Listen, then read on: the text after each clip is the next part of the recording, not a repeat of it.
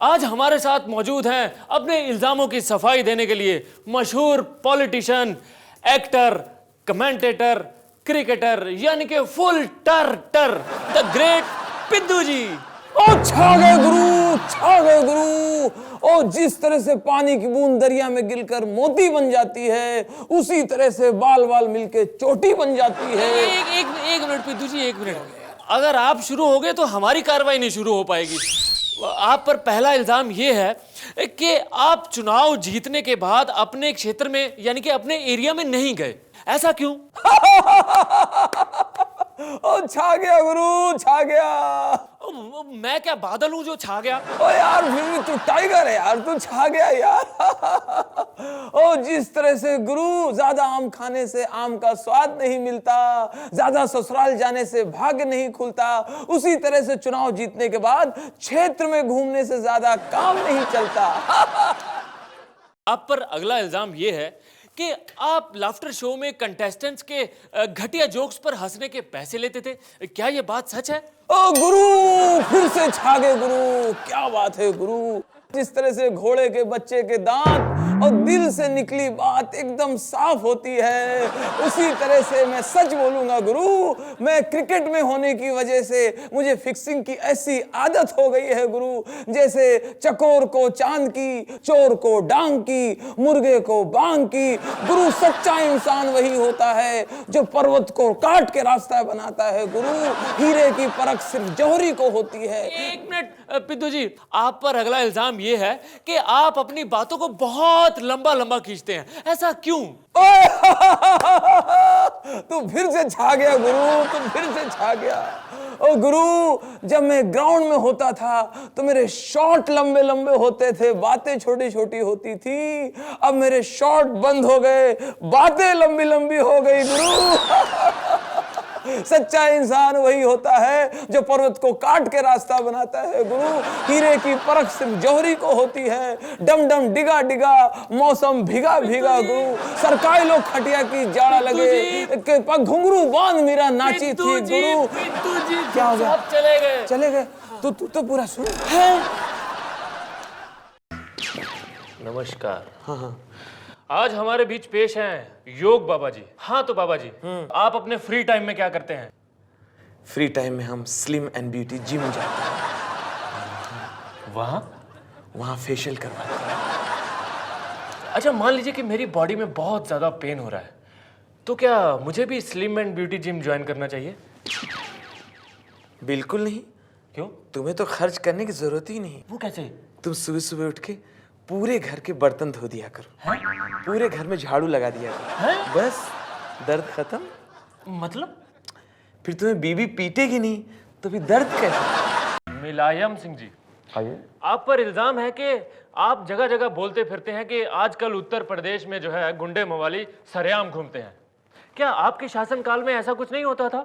हमने जो पहले कही, हमने पूर्व में दोबारा कही है, उन बातों पे हम आज भी कायम है, यानी अटल है। हमारे शासनकाल में गुंडे मवाली खुलेआम नहीं घूमते थे, क्योंकि वो सारे के सारे हमारे मंत्रिमंडल में थे, हमारे साथ।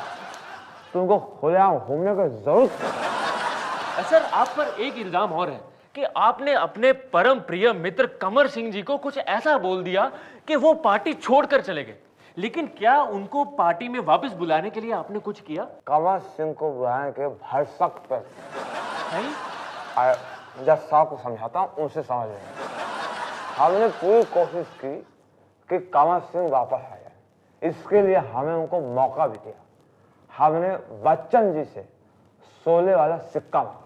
हमें कहा अगर हेड आया तो कमर सिंह को अपनी पार्टी में वापस लेंगे, और अगर टेल आया तो कमर सिंह से हम गुड बाय।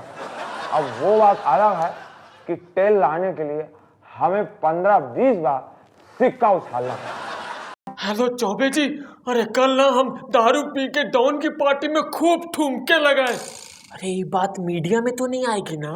साहब साहब साहब, ये देखिए मंगुआ फिर चोरी करते हुए पकड़ा गया है। आज ये एसएमएस कंपनी वालों के यहाँ चोरी कर रहा था। कहाँ गए मंगू? कुआं का चुराने गया था। साहब आपको तो पता है ये फालतू फालतू एसएमएस से पूरा हिंदुस्तान परेशान है। हाँ, जैसे कि हमारे साहब से आम जनता और पुलिस विभाग।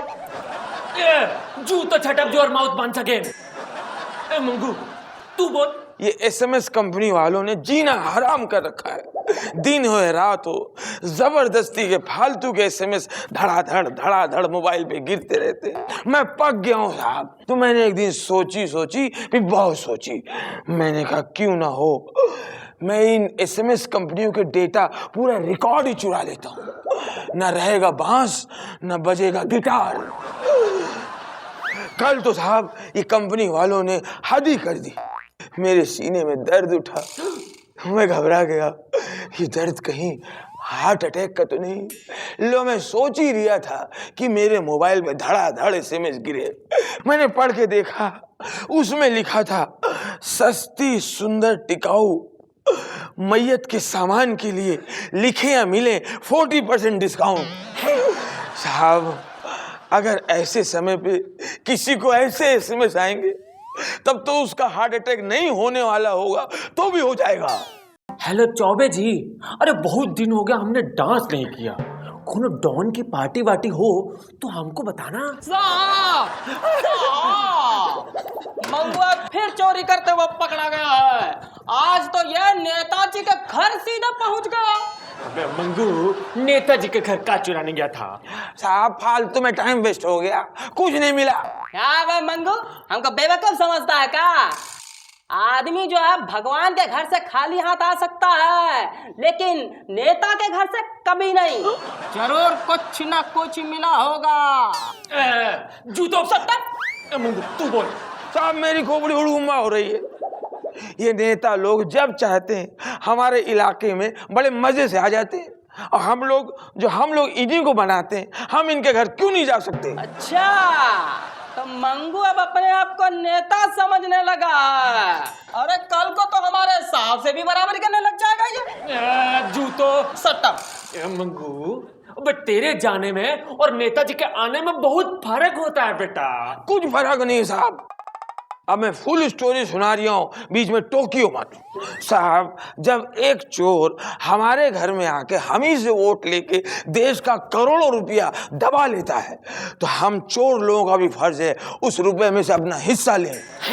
हाँ। हेलो चौबे जी, शहर में कोई ऐसा धोबी ढूंढिए जो हमारी वर्दी मुफ्त में धो दे। साहब, यह देखिए मंगू फिर चोरी करते हुए पकड़ा गया, और इस बार तो पार्क के बाहर गाड़ी चुरा रहा था। कहा बे मंगू, अब तो दूसरों की गाड़ी चुराने लग गया। और कौन सी गाड़ी चुरा रहा था वो तो बोल। जूतो छटा। मंगू तू बता, गाड़ी काहे चुरा रहा था? साहब अपनी तरक्की के लिए। अरे इतनी तेजी से तरक्की तो हमारे साहब ने भी नहीं की। जूतो छटक जोर माउथ। ए मंगू, तो हमको ही बता, अब क्या तू गाड़ी पे बैठ के चोरी करेगा? साहब मेरी खोपड़ी हुड़गुम्मा हो रही है। सरकार ने आपको तो गाड़ी दे रखी है, मुझे तो मिली नहीं, जबकि काम हम दोनों के एक ही है। तो हमने सोचा हम भी तरक्की कर ले। अरे आज हमको सब काला काला काहे दिख रहा है? बिजली चली गई का? ए हवलदार, बिजली गई है का? अरे हमने तो चश्मा लगाया हुआ है। साहब, ये देखिए मंगू आज कवि शास्त्री के घर चोरी करता हुआ पकड़ा गया है। मंगू, तू शास्त्री के यहाँ कहाँ गया था? साहब मैं फालतू में तो गया नहीं हूँगा, आपको पता है जब काम होता तो ही जाता हूँ मैं। अब गवास्कर के घर पे तो हमेशा उनका लड़का बैठा रहता है, इसलिए मैं कवि शास्त्री के घर चला गया। मुद्दे पे आ। हाँ, और जल्दी से पैसा ढीला करिएगा। जूतो छटा। अब मुद्दा मत बल, चोरी के मुद्दे पे। अच्छा वो सब छोड़, तू ही बता कि चुराया का? साहब हमने कवि शास्त्री के घर से माइक चुरा लिया है। हाँ। छे। अरे तेरे से अच्छे तो हमारे साहब है जो चिंधी चोरी नहीं करते, वो तो सीधा स्पीकर साउंड सिस्टम में चुरा लेते हैं। अबे जूतो छटक जोर माउथ वरना तोड़ देंगे। अबे मंगू, माइक काहे चुराया था बे? साहब हमारी खोपड़ी भिन्नाक हो गई थी। इंडियन टीम में जब भी कोई नया कैप्टन आता है, ये कवि शास्त्री कमेंट्री छोड़ के चमचागिरी करने लग जाता है। कैप्टन आ रहे हैं जा रहे हैं, कैप्टन बदल रहे हैं, मगर इस कमेंट्री के इसके अल्फाज वही, शब्द वही के वही। मैं बोर हो गया था, मैंने सोचा मैं बोर हो गया, कोई बात नहीं, देश के लोगों को और बोर होने नहीं दूंगा।